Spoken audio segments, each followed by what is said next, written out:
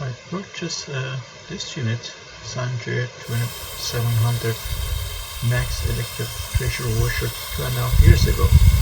Last week, burst out and started water gush. I was 3 months over it. Technical support was polite, but provided no alternative solution. No parts available. No aftermarket parts either.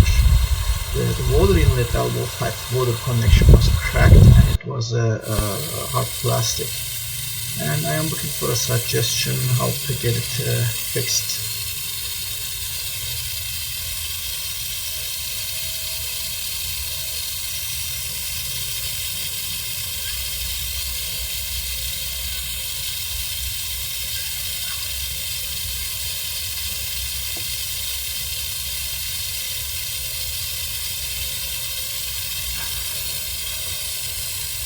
Coming from the plastic, looks like it's cracked.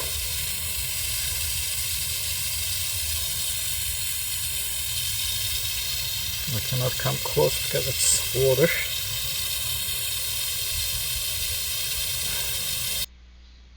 This piece is from the motor to the water inlet, and this is where it's located.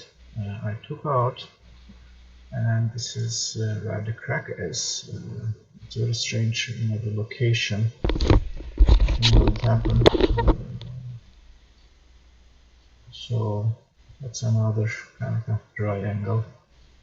So you can see the crack. Actually, this is a very hard plastic, though. Not soft. So when I take the part out, this is how it looks like.